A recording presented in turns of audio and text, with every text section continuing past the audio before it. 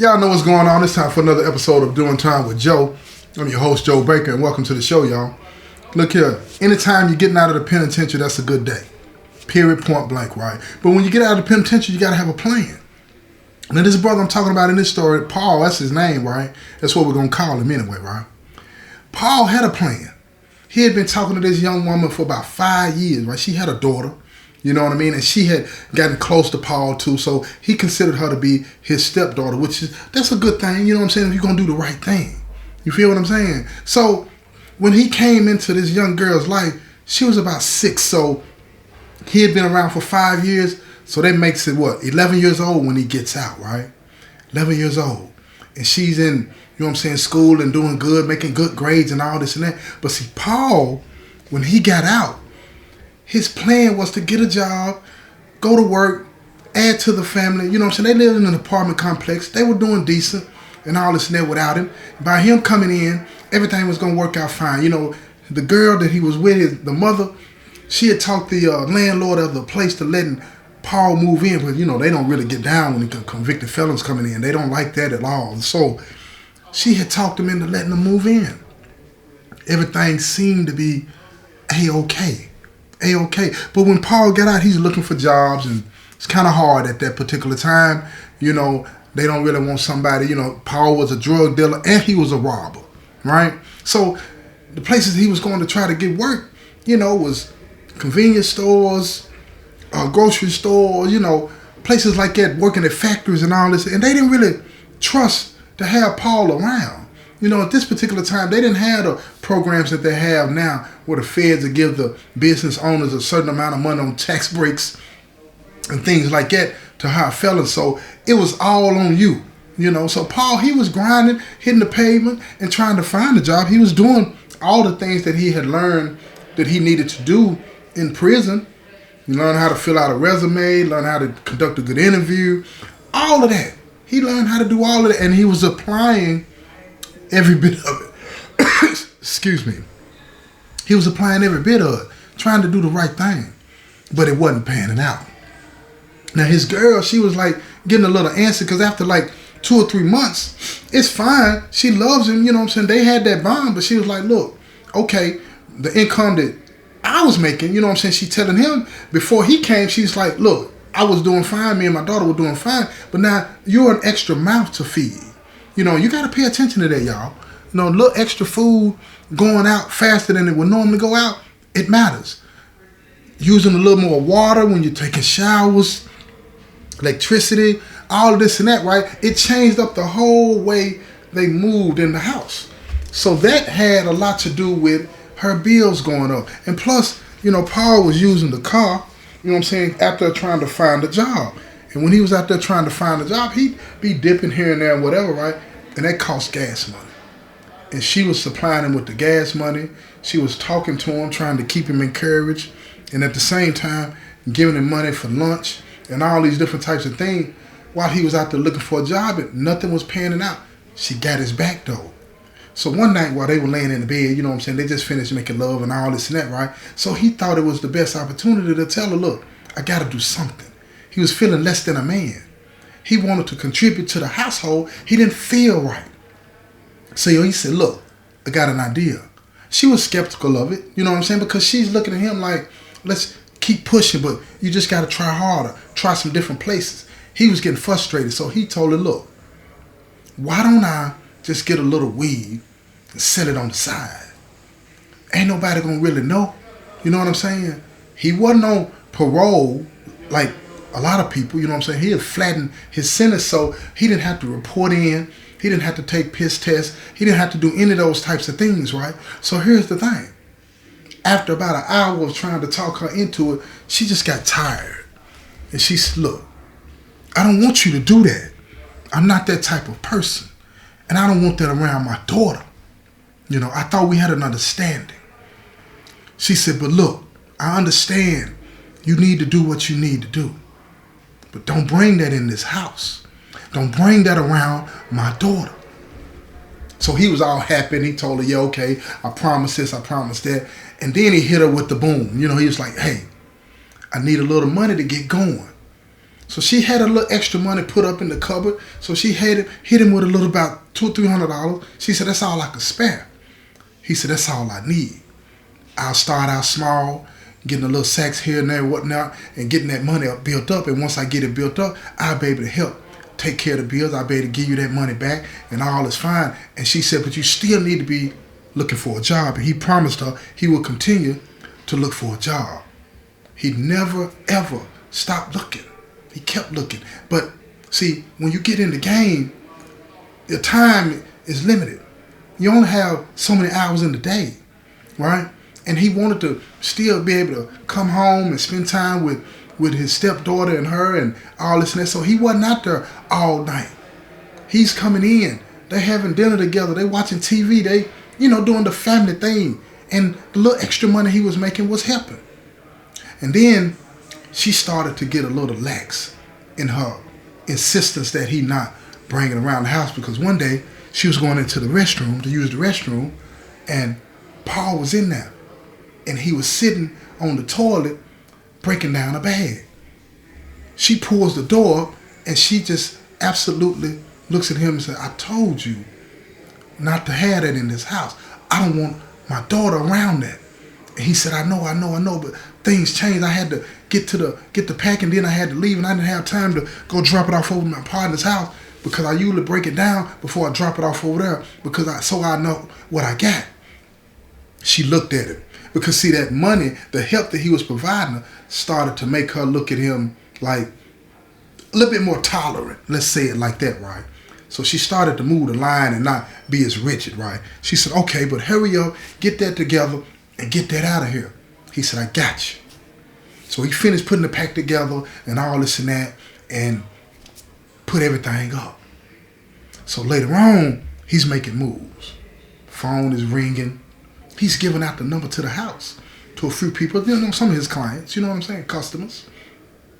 So they call him, and he'd leave and all this. Now the daughter, she's paying attention.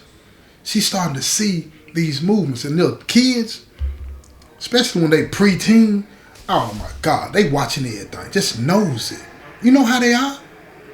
She 11, 12 years old now. She watching everything. And see, at that particular time, at that age, that's when you're starting to develop your sense of who you are. You want your independence and all these different types of things. So one day, she seen Paul in the restroom, and he comes out. She goes in behind it, because it had this certain smell in there. She had never smelled it before. She didn't know what it was. And when she got into the restroom, she could see some of the little shake that had fallen on the restroom floor. So she looked at it, and she scraped it up, and she smelled it. She really couldn't tell what it was, so she just cleaned it up and went about her business. But behind the toilet, she saw one of the baggies. See, he had been hiding his pack behind the toilet, taped to it, and she saw it. So, as a teenager, she looks behind it, she takes it off, she opens it up, she sees it, she puts one of them in her pocket and puts the rest of it back. Goes her way. She gets to school the next day. She's talking to a couple of her girlfriends and all this and that, and she asked one of them, what is this? Do you know what this is? And the girl told her, that's weed. She said, what is that? And she started explaining it to her, and she said, you smoke it, you do this, and you do that. She was like, oh, okay. And then the other girl said, let's smoke it. Now these is preteens, y'all. They don't really know what they're doing. Never had this before, but they've seen other people doing it. So she takes it, and the other girl shows her how to roll it up, and they smoke it. High as a kite. But not really understanding, because they're preteens. You understand what I'm saying? And the school that they were in is a pretty decent school. It wasn't known for all of this and that and whatnot. So the teacher, one of the teachers, walking down the hallway, smelled it. Busts up into the restroom. What's going on up in here, she said. And everybody got still. They all in the same stall. It's 3 of them, all in the same stall. Teachers ain't slow. They froze. They didn't move. They thinking if they don't move and say nothing, they won't know that they there. So the teacher, she's looking up under the stall. She sees all 6 legs. Sees all of it. She tells them, come up out of there. They open the door, come up out of there. Look, eyes looking like half squinted. You know what I'm saying? The smell of that ooh-wee is all over them. But they don't know that's what it does to you. They laughing and giggling and all this and that. She said, let's go. Took them straight to the principal's office, right? Now, the principal, he was known to be lenient and trying to work with the kids. He didn't want to, you know what I'm saying, ruin their lives or anything like that. Not over one bad indiscretion. You know, that's not how they got down. But the teacher was making sure that he would let the parents know what's going on, but they were not going to be suspended. So he called each parent and told each parent what was happening and what had happened, and that they were not going to be suspended, but he told them, pay attention to them, talk to them, you know, that we got counseling available if you need it. So all of the parents, they were, okay, this is an empathy. Paul and his gal, they got to arguing about it because she was like, did she get that from you? And Paul was like, no, ain't nothing in this house. She didn't get that from me. So the mother, when she goes to the girl, she asks her, where did you get that? And she's terrified. She don't want to say nothing. She's scared she gonna get beat, you know, because they practice discipline. They didn't play no games up in that house. Her mama did not play with her. So she was like, I didn't have it. One of the other girls had it, you know, putting it off on one of the other girls, you know, because the principal never nailed down who had it and all this and that, right? He just wanted the parents to take over and handle it. And the next time it was going to be consequences for this, right? So the mother was like, okay, don't do that again. And she promised her and all this and that, right? But later on that night in her room, she laid in the bed and she was giggling and laughing because she was still high. She was still high. And it made her feel light, made her feel relaxed, you know. She had never felt like that before. And she felt as though it wasn't a big deal because didn't nothing happen to her. They didn't suspend her. They didn't, you know, her mama didn't whoop her. They just tried to talk to him and reason with him and explain to him, you know, that's not good. You shouldn't do this. You shouldn't do this, right? So she goes back to the spot. It's still there. She gets the pack out. She gets her another one. She goes back to the school. This is a couple of days later.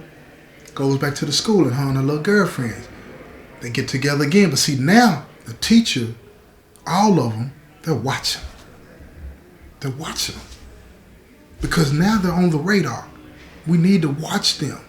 Something is going on. They didn't want them young girls to end up using drugs.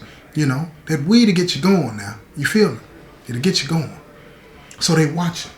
So the teacher that busted them the first time, she got them. She on them. So she walks in before they get to smoke it this time. She said, let's go. They went to the principal's office. When they go down to the principal's office this time, the principal is totally different. He's shooting off. He's like, what's going on? Where'd you get it? Who brought it to the school? He's asking all of the questions that he didn't ask the first time because he was trying to be understanding and not take this one indiscretion and punish them in a way that where it might discourage them from wanting to learn and all of these different types of things. You know, he wanted the parents to be more involved in this situation.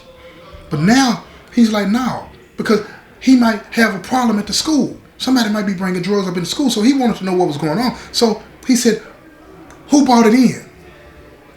Somebody's going to jail. He's scaring them. He's trying to scare them up, you know. Now, the other two girls, it wasn't me, and they pointed at Gal. They pointed Paul's stepdaughter. Now, she's sitting there, you know what I'm saying, crying and all this and that. And he cuts into her. He said, where did you get it from? She wouldn't say nothing. So he told the other two girls, go to class. But your parents are going to find out about this, and you're going to get suspended. You're going to have to do some detention and all of that. But he's locked in on Paul's stepdaughter. And once he's in the room by himself with her, he cuts into her. Where did you get that at? She's crying. I can't say, I don't want to say. She's crying. And he don't want to go too hard. So he calls the teacher and the female teacher in to try to get her to talk to her. And she's talking to her. She's trying to explain to her the dangers of this and how serious it is and all these different types of things, she don't want to say nothing. So they pull her file, admittance file, and they see in there, the phone numbers that they need to call if they need to contact the parents. Because now the principal feel like he got a problem. So he calls the house, and Paul answers the phone. And when Paul answers the phone, the principal explains to him who he is and what had happened.